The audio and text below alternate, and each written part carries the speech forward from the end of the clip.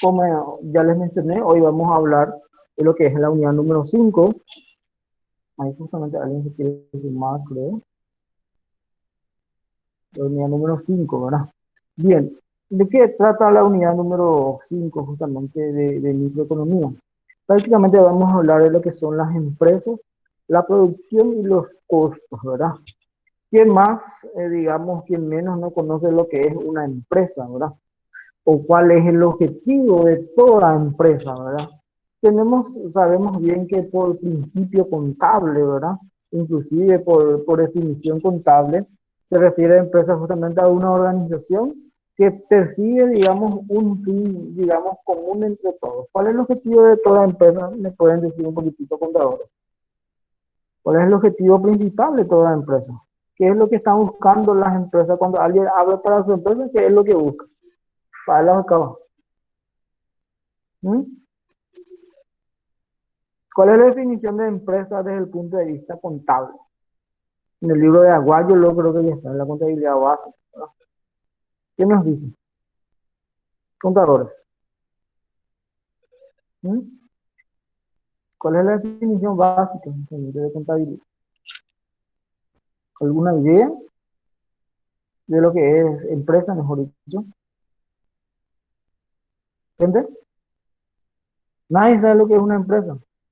Y ustedes están haciendo registro contable de una empresa. ¿Cómo no van a saber qué es empresa? ¿Qué significa empresa desde el punto de vista contable? ¿Alguien se anima a responder? Creo que em, no sé. ¿Qué dice la contabilidad en relación a las empresas? Empresa es un ente que realiza actividades económicas para producir bienes y servicios y utilidades para satisfacer las necesidades humanas. Bueno, entonces, ¿qué es lo que busca entonces la empresa? ¿Obtener qué? ¿Qué es lo que buscan obtener las empresas? Dinero. Dentro de todo, ¿qué es lo que buscan las empresas? Beneficio. Contablemente hablando, eso se conoce como utilidad, ¿verdad? Ya, ustedes ya van a conocer utilidad. Ustedes hacen su balance y al final lo que está ahí, el resultado del ejercicio, tantos millones, ¿verdad? Si es algo positivo, fabuloso, ¿verdad?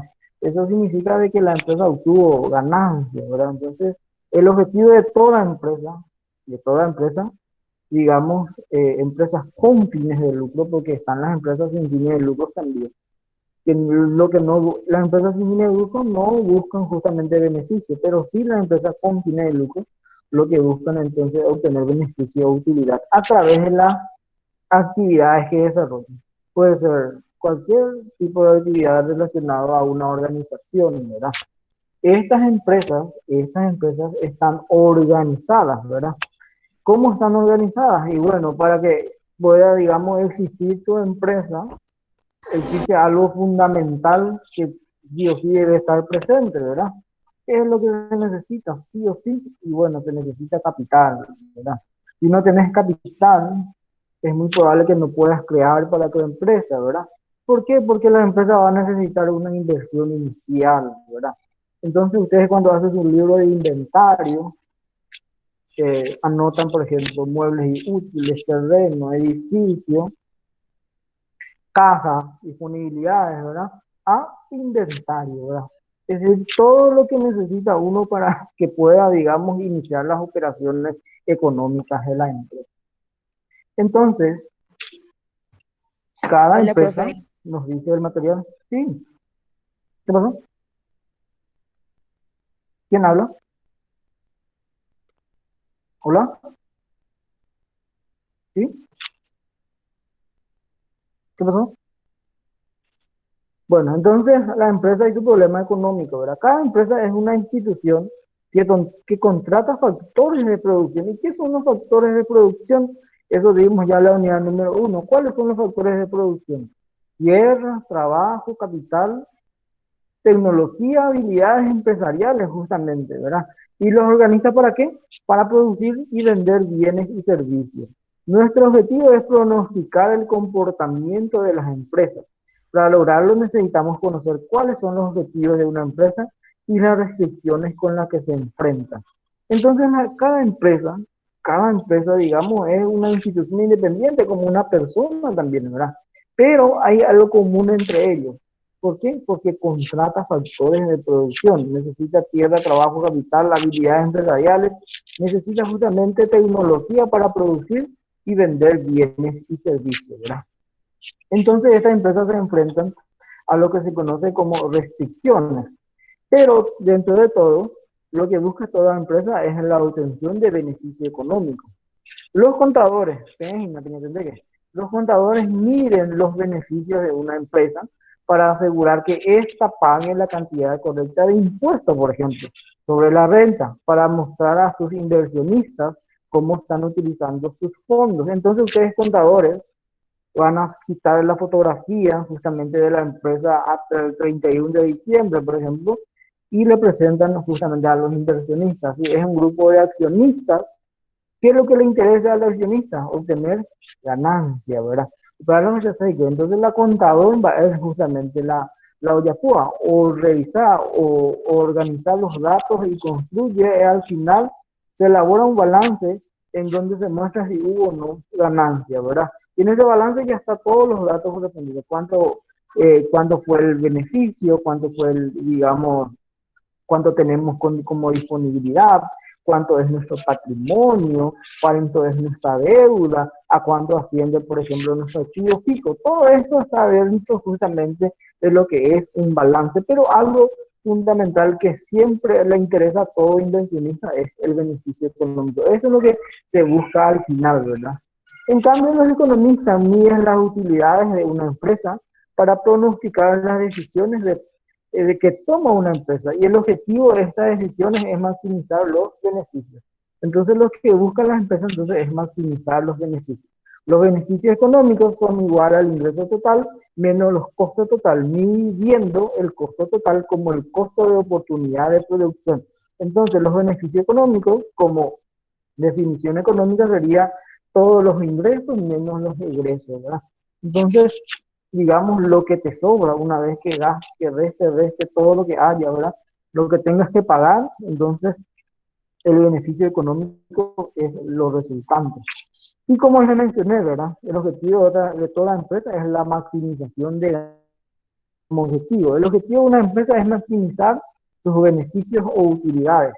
La empresa que no trata de maximizar sus beneficios es eliminada o adquirida por otras empresas. Con el tiempo podríamos esperar que la principal norma de comportamiento de las empresas para su supervivencia sea la expedición de una póliza de maximización de ganancias. Entonces el objetivo primordial de toda empresa es maximizar sus beneficios, el máximo beneficio posible de las actividades desarrolladas. Si digamos nosotros estamos invirtiendo en una empresa, ¿qué es lo que nos interesa a nosotros? Al final, ¿qué es lo que nos interesa? Obtener ganancias, ¿verdad? Y para eso justamente se crean o se elaboran los reportes económicos, los reportes contables que ustedes van a elaborar justamente para que justamente el que evalúa diga, bueno, hubo un buen año o fue un buen año para la empresa, ¿verdad? Y eso siempre está reflejado en los documentos contables. Y por lo general, al final, lo que más se utiliza sería el balance y el estado de pérdidas y ganancias, o el estado de ingresos y egresos, donde justamente están el detalle correspondiente de cuánta plata, mejor dicho, ingresó a la empresa y cuánta plata, digamos, fue lo que erogamos en un periodo correspondiente. Entonces, la empresa también tiene que enfrentar costo de oportunidad. Pero, ¿qué es el costo de oportunidad de cualquier acción? Es la alternativa de mayor valor a la que renuncia. Para una empresa el costo de oportunidad de producción es el valor que ella asigna al mejor uso alternativo de sus recursos productivos. Vamos a poner un ejemplo claro y concreto. Si José Flores, no sé, tiene un 100 millones en su bolsillo y quiere invertir, ¿verdad? 100 millones en su bolsillo y no sabe qué hacer con su plata. ¿Qué puede hacer con esos 100 millones? Tiene muchas opciones o varias opciones, ¿verdad? Una de las opciones es invertir, otra opción es ahorrar, otra opción es gastar, ¿verdad? Entonces, si es que elegimos, por ejemplo, invertir, ¿a qué estamos renunciando? Estamos renunciando a ahorrar y estamos renunciando a gastar. Y esa renuncia que hacemos de algo se conoce como costo de oportunidad. El costo de oportunidad de la producción de una empresa es la suma de los costos de los usos de recursos, compradores de mercado, propiedad de la empresa y suministrado por el propietario de la empresa. Entonces, la empresa se enfrenta a decisiones, digamos, similares a las que se pueden enfrentar las personas. Una empresa, al obtener utilidad, ¿qué puede hacer con su utilidad? Y puede hacer también varias cosas, ¿verdad? Puede destinar a reserva legal, puede destinar su utilidad, por ejemplo, a la adquisición de más capital para engrosar o engordar el capital de la empresa. Pero también la empresa puede distribuir sus utilidades. Entonces, si es que la empresa decide distribuir sus utilidades entre sus inversionistas o entre sus accionistas, por supuesto está renunciando a la posibilidad de potenciar justamente su producción. Y a eso se conoce como costo de oportunidad. Entonces,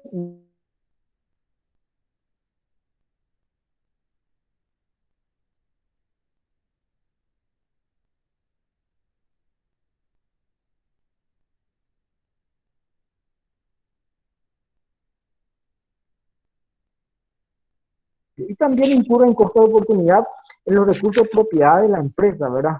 A ver, digamos, ¿verdad? Iniciamos nuestras actividades empresariales con 100 millones de guaraníes, ¿verdad? Estos 100 millones de guaraníes están representados en muebles, en vehículos, están representados en un edificio. Pero sabemos bien que con el paso del tiempo justamente, ¿qué es lo que pasa con esos bienes, verdad? ¿Qué es lo que pasa con esos bienes con el paso del tiempo? Se desprecian, ¿verdad? O sea que si la empresa inició sus actividades económicas con una camioneta, por decirlo, ¿verdad? Esa camioneta en el segundo año ya va a empezar a perder valor, ¿verdad? Y ustedes conocen demasiado bien ese concepto, ¿verdad? Ese concepto se relaciona a la depreciación. ¿Qué es la depreciación, gente? Contadores, bájese de depreciación. ¿Qué es depreciación económica? ¿Qué es depreciación?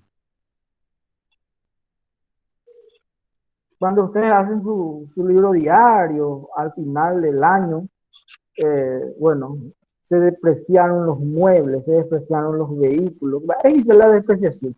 ¿Qué es lo que mide la depreciación? ¿Implica o no la salida de efectivo? La disminución del valor del ¿Para qué? bien. La disminución del valor del bien, ¿verdad? Esa disminución de valor del bien, ¿sale en forma de efectivo? ¿Cómo es esa disminución de valor del bien? Si yo tengo un vehículo de 200 millones y el próximo año digo que se despreció ya esto porque pasó un año, ¿verdad? Entonces se queda su valor, no sé, el años de vida útil del vehículo creo que es 5, ¿verdad? Entonces 200 millones dividido 5 son 40 millones, ¿verdad? Entonces el valor del vehículo se queda 160, ¿verdad?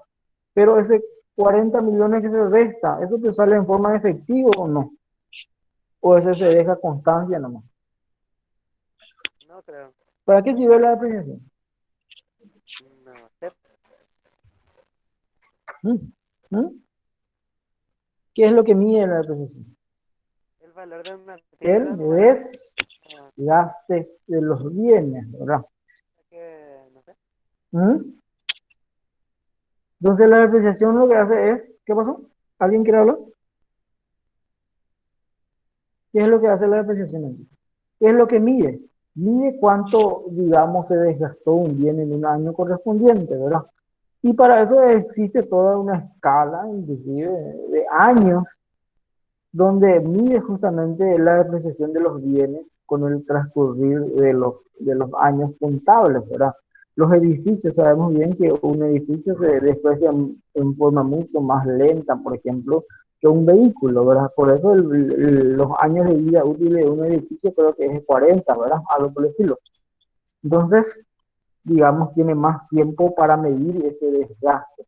Por eso hablamos de una depreciación económica, ¿verdad? Los contadores miden la depreciación, la disminución del valor del capital de una empresa como fórmula no relacionada con los cambios de valor del mercado del capital. La depreciación económica es la disminución en el valor del mercado del capital de una empresa a lo largo de un periodo dado. se calcula como el precio de mercado del capital al inicio del periodo menos su precio de mercado al final del mismo, ¿verdad? Es decir, con el transcurrir de los años, digamos, tu capital va a empezar a perder valor, ¿verdad? Y es ahí justamente que las empresas se enfrentan con esas disyuntivas, ¿verdad? ¿Qué hacer si obtenemos utilidad? Que vamos a invertir en nuestro capital para renovar nuestro capital, por ejemplo, o vamos a justamente repartir la utilidad. Entonces, si repartimos la utilidad, no va a sobrar nada, por ejemplo, para invertir en nuestro capital, ¿verdad? O para engrosar el capital de la empresa. Y al hacer eso, ya se enfrentan con el costo de oportunidad. También hablamos de intereses perdidos. ¿Por qué? Porque los fondos que se utilizan para la empresa, los 100 millones que José Flores utilizó, por ejemplo, para la empresa, tranquilamente pudo llevar José Flores, por ejemplo, a una entidad financiera, a una entidad bancaria, o depositarle los 100 millones, ya, ¿verdad? A un plazo fijo de un año, por ejemplo, y al término de un año va a retirar 100 millones más los intereses correspondientes. Pero, ¿qué pasa? Yo quiero invertir y dejo de ahorrar. Entonces, lo que sucede cuando invierto, pierdo intereses, ¿verdad? ¿Por qué yo quiero invertir en la empresa? Porque tengo, digamos, el deseo y también tengo no es que tengo la certeza, ¿verdad? Sino tengo posibilidad de ganar más, por ejemplo, con la empresa con lo que puedo ganar, por ejemplo, ahorrando en un banco, ¿verdad? Por eso existen justamente los inversionistas, porque tienen la intención de ganar más en comparación de ir a meter su plata, por ejemplo, en el banco. Entonces, justamente, al no meter la plata en el banco e invirtiendo en la empresa, automáticamente eso se convierte en intereses perdidos. ¿Para quién? Para los inversionistas.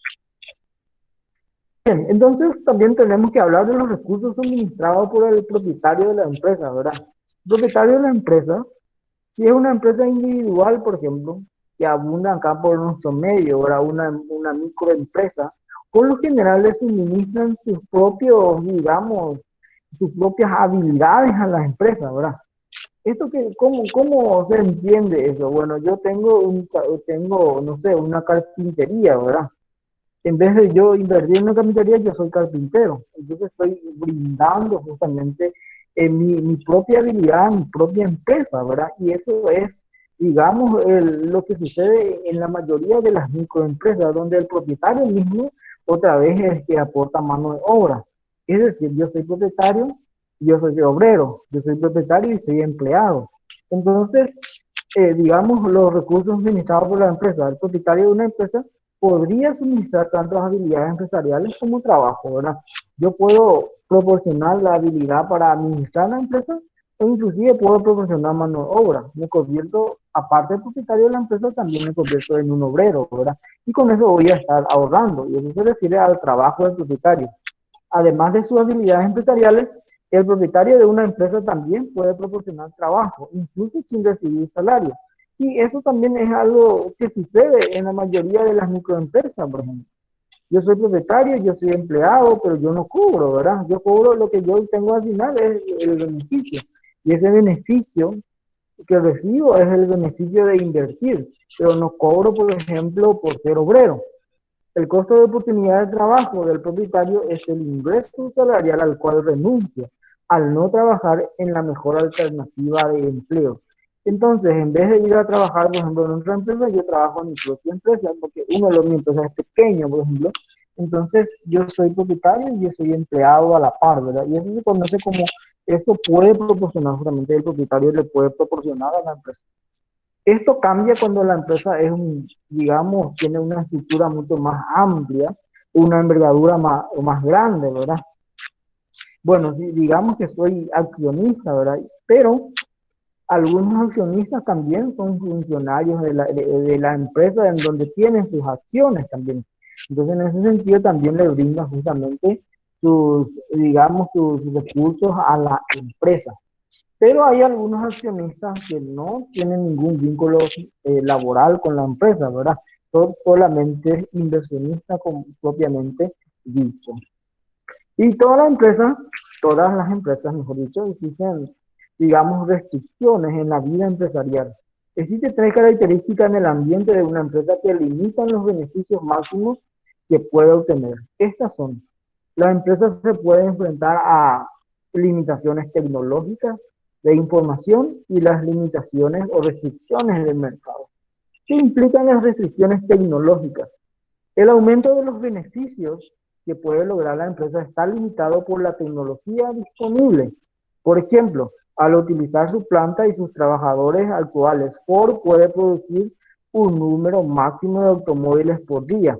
Para producir más, la empresa tendrá que contratar más recursos, lo cual aumentará sus costos y limitará el incremento de los beneficios que podría obtener por la venta de los automóviles adicionales. ¿Quién más? Bueno, las empresas siempre se enfrentan a restricciones tecnológicas. ¿Por qué? Bueno, digamos que somos una empresa que produce caña, mejor dicho, mejor no es caña, que produce azúcar a partir de caña dulce, ¿verdad? Entonces compramos unas maquinarias que transforman justamente caña dulce finalmente en azúcar. Y tiene la capacidad de producir, no sé, 10 o 50 toneladas de azúcar por mes, ¿verdad? Pero, ¿por qué decimos que tenemos restricciones tecnológicas? ¿Por qué? Porque la tecnología siempre es cambiante. Y digamos, en una década prácticamente esa máquina que estaba produciendo 10 toneladas de azúcar en un mes, quizás ya haya máquinas que produzcan más que eso, ¿verdad? Entonces, automáticamente nuestra maquinaria que pertenece a nuestra empresa ya tiene menor rendimiento. Por eso las empresas siempre se enfrentan a restricciones tecnológicas porque la tecnología va cambiando, ¿verdad? Y la tecnología que tengo hoy ya no va a ser igual, por ejemplo, dentro de un par de años, y mi competencia puede comprar esa máquina que produce más y me hace una competencia directa, me va a producir la misma cantidad de azúcar con la misma, digamos, mejor dicho, mayor cantidad de azúcar con la misma cantidad de caña dulce que yo estoy, digamos, utilizando. Es decir, la tecnología le pone restricciones a las empresas. ¿Por qué? Porque es cambiante y que justamente las empresas se enfrentan con esa decisión, ¿verdad? Con esa disyuntiva, ¿verdad? Por eso las computadoras, por ejemplo, tienen apenas 5 años de vida, 4 creo, 4 años de vida útil, por ejemplo. ¿Por qué? Porque la tecnología es demasiado cambiante y seguramente dentro de 4 años por ahí ya va a aparecer máquinas mejores, más rápidas, que me puedan hacer otros trabajos que ahora no estoy pudiendo hacer, ¿verdad? Entonces, en ese sentido, las empresas se enfrentan con las restricciones de tecnología. Las otras restricciones con las que se enfrentan las empresas son las restricciones de información, ¿verdad? Las empresas se ven restringidas por la información limitada acerca de la calidad de los esfuerzos de mano de obra, de los planes de compra actuales y futuros de sus clientes y de los planes de los competidores. Siempre a las empresas les gustaría conocer, por ejemplo, lo que hace la competencia, porque la competencia, digamos, la competencia de tu empresa es algo con lo que tenés que lidiar durante toda tu vida empresarial, ¿verdad? Entonces, siempre van a existir, digamos, falta de información. ¿Por qué? Porque las empresas siempre van a tener ese afán justamente de conocer los planes, por ejemplo, de la competencia. También la empresa siempre, lo ideal es que conozca, por ejemplo, los planes de compra de los consumidores. Por eso se desarrollan o se hace un pronóstico de venta, pronóstico de compra. ¿Por qué? Para que podamos tener un panorama, no seguro, pero al menos un panorama de lo que va a suceder en el futuro. Entonces, las empresas tratan de recibir o de obtener esa información justamente a través de los pronósticos. Y las restricciones de mercado que puede vender cada empresa y a qué precio puede venderlo. Son variables que se ven limitadas por la disposición de sus clientes a pagar y por los precios y esfuerzos de marketing de las demás empresas. Las restricciones de mercado, y tenemos un ejemplo demasiado claro con lo que sucedió en la pandemia, ¿verdad? ¿Quién diría que iba a aparecer una pandemia que derivara justamente al cierre de aeropuertos, al cierre inclusive de ciudades, por ejemplo? Y pongamos el ejemplo de los hoteles, ¿verdad? no sé, los hoteles que dependían directamente de las personas que venían de otros países, ¿verdad? Entonces, es imposible conocer el futuro y automáticamente el mercado le jugó una mala pasada justamente a estos empresarios. ¿Por qué? Porque el mercado estuvo prácticamente cerrado, se terminó el mercado de ellos, entonces se enfrentaron a restricciones tremendas. Por ejemplo, lo que pasó en Ciudad del Este, muchas empresas se fueron a pique, como se dice en términos vulgares, ¿verdad? ¿Por qué? Porque no hubo tiempo, o mejor dicho, la apertura del puente, por ejemplo, se hizo, digamos, hace muy poco, ¿verdad? Entonces pasaron 4 o 5 meses de la pandemia y era insostenible, porque no existía un mercado, porque teníamos que pagarles porque tenían que pagar a sus empleados, porque no había movimiento de mercadería. Entonces todo eso conduce justamente a la restricción del mercado. No sabemos lo que nos puede parar el mercado, ¿verdad? El mercado es cambiante porque los deseos inclusive de los consumidores son cambiantes. Y también dentro de las restricciones del mercado siempre aparece el tema de la agricultura, por ejemplo. Uno, no sé, siembra sésamo y a veces te dice que el precio va a estar a 6.000 y al final haces tu cosecha correspondiente y encontrás que el mercado te dice que el precio está a 3.000, ¿verdad? Entonces no sabemos lo que puede suceder en el mercado porque es demasiado cambiante. Entonces a eso se refiere restricciones de mercado. Entonces, en ese sentido, las empresas siempre lo que tratan de buscar entonces es la eficiencia tecnológica y económica. Existen dos conceptos de eficiencia en la producción, la eficiencia tecnológica y la eficiencia económica. La eficiencia tecnológica ocurre cuando una empresa genera una producción determinada utilizando la menor cantidad posible de insumos. La eficiencia económica ocurre cuando la empresa genera una producción determinada al costo más bajo. Entonces siempre lo que trata de hacer la empresa es mantener un equilibrio entre la eficiencia. Ahora sabemos bien que dentro de economía la palabra eficiencia es demasiado importante. ¿Por qué? Porque implica que las empresas, digamos, elaboren o produzcan al menor costo posible. Y eso es también algo que siempre buscan las empresas, ¿verdad? Obtener la calidad con el menor costo posible, ¿verdad? Y a veces uno se descuida o las empresas se descuidan y quieren obtener justamente, piensa que están obteniendo utilidad, en cambio baja su utilidad para bajar también sus costes. Y definimos finalmente lo que es la producción, ¿verdad? ¿Qué es la producción, verdad? Se entiende por producción a la adición de valor de un bien o un servicio a efecto de una transformación. Y para que pueda existir una producción, ¿verdad? ¿Qué es lo que necesitamos para que pueda existir producción? Necesitamos fundamentalmente insumos. ¿Qué son los insumos? Insumos son las materias primas. Entonces, si es que vamos a elaborar azúcar, los insumos van a ser la caña dulce, que vamos a ingresar en la fábrica y pasa por un proceso productivo. Y este proceso productivo, dentro del proceso productivo están las maquinarias, está la mano de obra que trabaja y todo lo relacionado justamente a la producción. Y finalmente, la salida sería los productos que uno obtiene a partir de la materia prima. Y este se repite en todos los procesos productivos en donde implica la transformación. Entonces necesitamos materia prima que pasa por un proceso productivo para que finalmente se convierta en un producto que podamos consumir.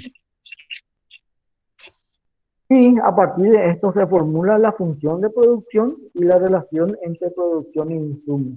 Se entiende por función de producción a la relación existente entre el producto físico y los insumos físicos. Es la ecuación matemática que establece la máxima cantidad de productos que se puede obtener a partir de un conjunto determinado de insumos, siempre y cuando todo lo demás permanezca constante. Entonces, como la economía trata de simplificar justamente la función de producción, solamente vamos a agarrar dos factores productivos, por un lado el trabajo y por el otro lado el capital. Por lo tanto, podemos expresar la función de producción de la siguiente manera. Q es igual a F por KL, ¿verdad? Donde Q es la tasa de producción por periodo de tiempo, K es el flujo de servicio derivado del estado de capital y L es el flujo de servicios derivados de los trabajadores. Entonces, para entender mejor la función de producción, vamos a dividir en dos factores. Por un lado el trabajo y por el otro lado el capital. Esta ecuación nos indica que la cantidad física de producción está relacionada de alguna forma con las cantidades físicas de insumos, capital y trabajo. Las funciones de producción son afirmaciones sobre transformaciones físicas y los insumos de producto. No indican algo sobre el valor de los insumos ni de la producción. Entonces vemos acá el factor variable y el factor fijo. El factor variable es aquel factor que puede ajustarse incluso en el corto plazo. Y el factor fijo es aquel factor que no se puede ajustar en el corto plazo. A ver, ¿cómo se entiende esto? Digamos que está una fábrica, vamos a ver el ejemplo de la fábrica de azúcar, ¿verdad? Dentro de la fábrica hay algunos factores que pueden ser considerados variables y otros factores físicos. ¿Qué son los factores variables? Son insumos que se pueden ajustar en el corto plazo o son factores que se pueden ajustar en el corto plazo. Entonces, tenemos una fábrica y hay factores que se pueden acortar en el corto plazo si queremos aumentar la producción. ¿Y cuáles son esos factores? Primeramente, ¿qué es lo que podemos ajustar en una fábrica, por ejemplo, en el corto plazo? Podemos contratar mano obra, por ejemplo, o podemos comprar más insumos. Esos son factores variables. ¿Por qué son factores variables? Porque se pueden ajustar en el corto plazo. Pero hay otros factores de producción que no se pueden ajustar en el corto plazo. Y sería lo que está confirmado, es lo que está conformado por el capital, que pueden ser maquinarias, equipos, infraestructuras, ¿verdad? No es que ajustar, no es que se podemos ajustar de la noche a la mañana, por ejemplo, una instalación. No es que de la noche a la mañana podemos, por ejemplo, podemos renovar equipos. Entonces, los factores productivos se dividen entonces en factores variables y factores fijos, ¿verdad? Los factores variables, ¿cuáles son los factores variables? Son factores de producción que se pueden cambiar en el corto plazo. Y entre ellos podemos ver la mano de obra, los insumos y el número de horas trabajadas, por ejemplo, que se puede ajustar de la noche a la mañana. Yo, por ejemplo, si quiero, no sé, contratar más personal, por ejemplo, puedo convocar no sé, al concurso para que alguien pueda entrar en la empresa y en 3, 4 días ya estoy teniendo más personales, ¿verdad? Que está trabajando. Entonces, el factor variable, los factores variables, los factores de producción variable, puedo, digamos, ajustar en el corto plazo. En cambio, hay otros factores que no se pueden ajustar de la noche a la mañana. Si tenemos un salón, por ejemplo, un salón de venta, y queremos ampliar nuestro salón de ventas, no es que de la noche a la mañana voy a mandar a hacer un salón de ventas así nomás, ¿verdad? No, ese lleva su tiempo, ¿verdad? Porque necesita instalaciones, porque necesita construirse, ¿verdad? Entonces, esos factores son fijos. La misma cosa con las maquinarias. Si queremos aumentar la capacidad de producción de nuestra fábrica, por ejemplo, podemos contratar más personal para trabajar. Pero si queremos cambiar nuestra maquinaria, no es que vamos a cambiar nomás de las noches a la mañana. Necesitamos más tiempo. Por eso esos factores productivos son considerados como factores fijos porque necesitan mucho tiempo para que puedan ser cambiados. Entonces, en ese sentido, hablamos del producto físico total, medio y marginal. Y como les mencioné en el anterior, ¿verdad? La producción a corto plazo se divide en dos, en este ejemplo, en dos factores productivos, que sería L, trabajo, y K es capital. Producto físico total se obtiene como resultado de un proceso de producción. El producto físico medio es el producto físico total dividido en la cantidad de insumos variables. El producto físico marginal se define como el cambio del producto físico total en valor absoluto relacionado a un incremento o una disminución de un insumo variable. Esto vamos a trasladar en una tabla, ¿verdad? Donde vamos a entender un poquito mejor. Por eso me voy a mudar un ratito a Excel. Voy a mudarme a Excel para explicarles esta tabla, ¿verdad? Esta es la tabla que tenemos en la diapositiva. Bien, número de trabajadores Número de trabajadores son los factores variables, ¿verdad? Y se representa esto con la letra L, ¿verdad? Es el número de trabajadores y lo que obtenemos con ese número de trabajadores. ¿Cómo interpretamos esto? Si no tenemos ningún trabajador, no vamos a poder obtener ningún producto. Si tenemos un trabajador, ese un trabajador es capaz de producir 100 productos. Si tenemos dos trabajadores, es capaz de producir 210 productos. Si tenemos tres trabajadores, es capaz de producir 330 productos. Si tenemos cuatro, 405 productos. Si tenemos cinco, 475. Si tenemos seis trabajadores, 500. Y si tenemos siete, 490 productos, ¿verdad? Entonces vamos a ver cuál es el producto físico medio del trabajo. ¿Cómo se obtiene?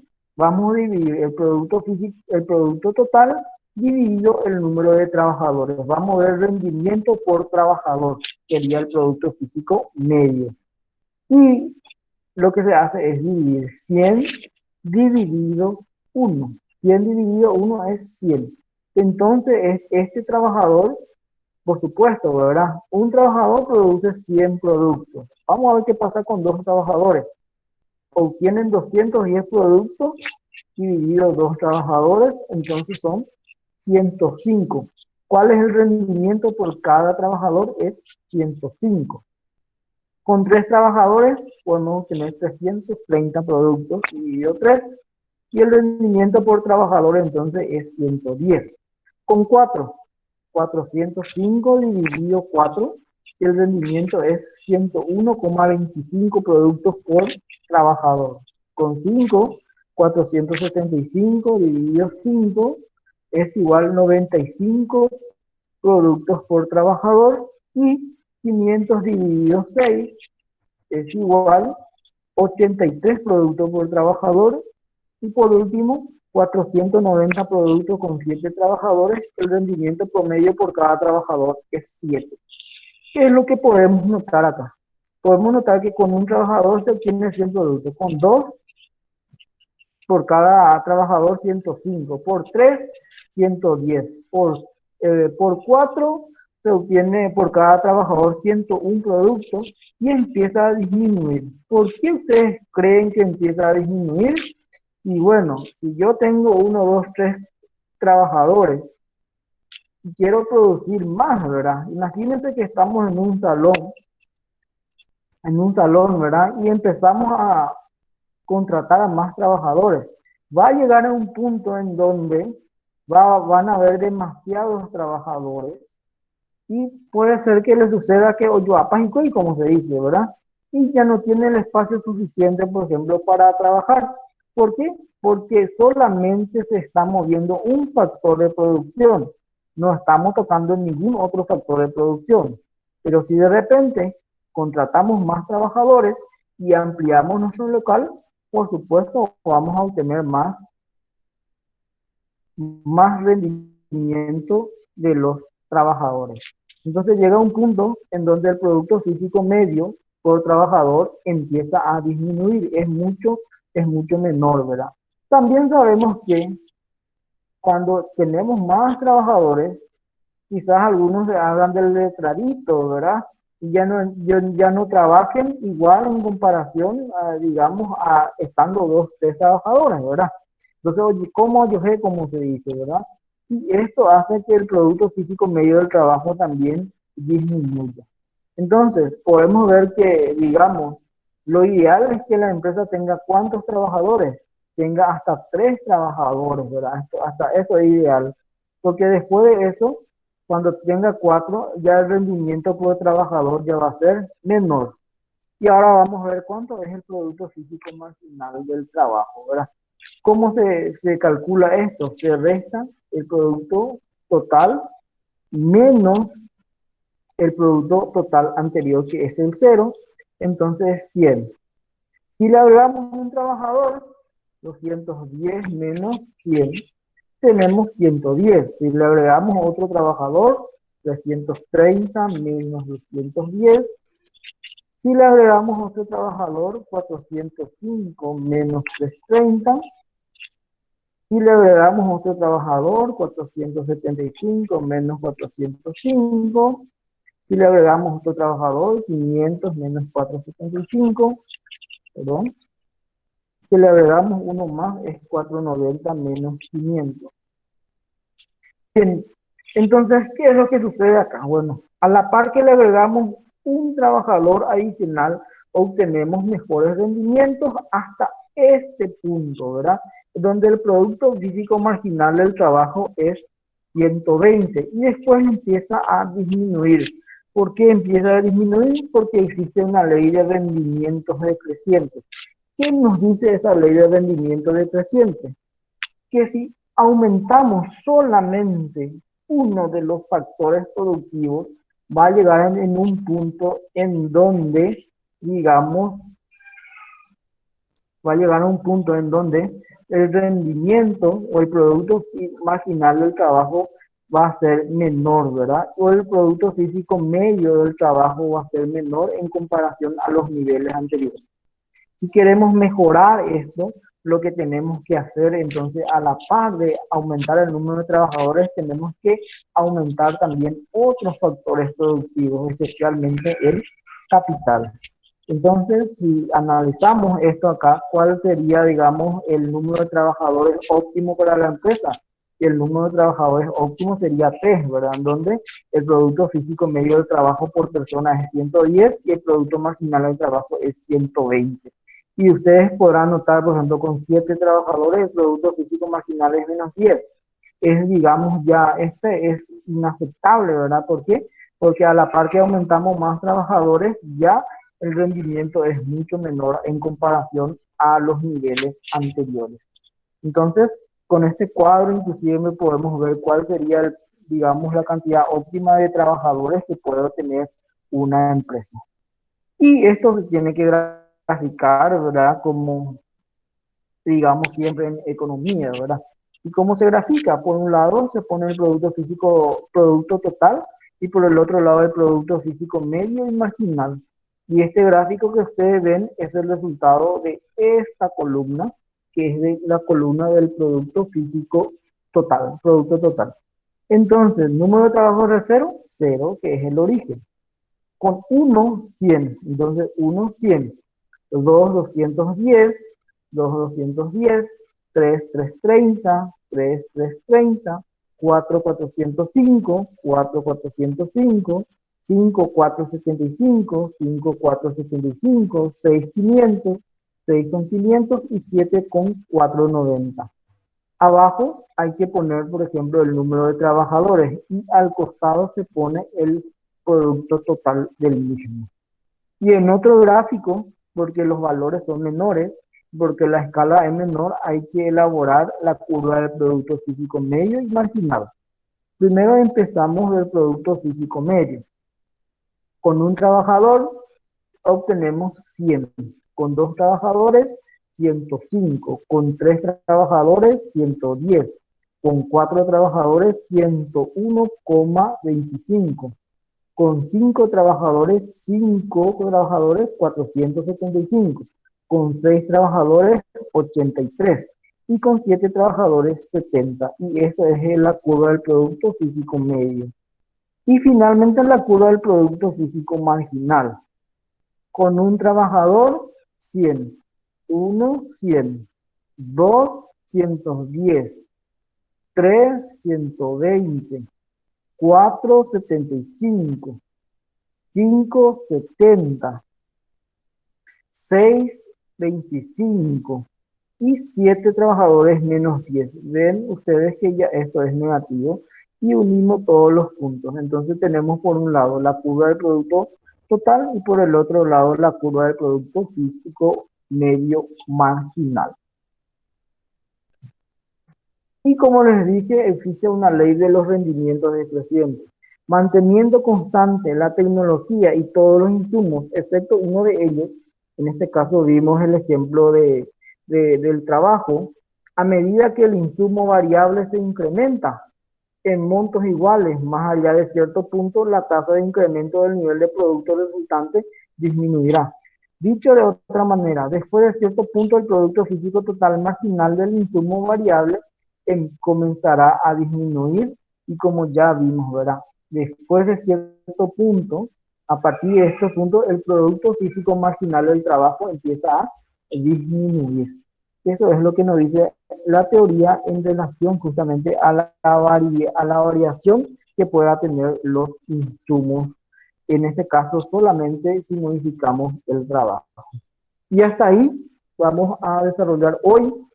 Si Dios permite, en la siguiente semana vamos a hablar de los costos a corto plazo, que sería el costo físico, costo fijo y los costes variables. Eso entonces desarrollamos en la siguiente clase. Entonces voy a dejar de presentar. Creo que alguien se quiere sumar. Ya son las 7:30.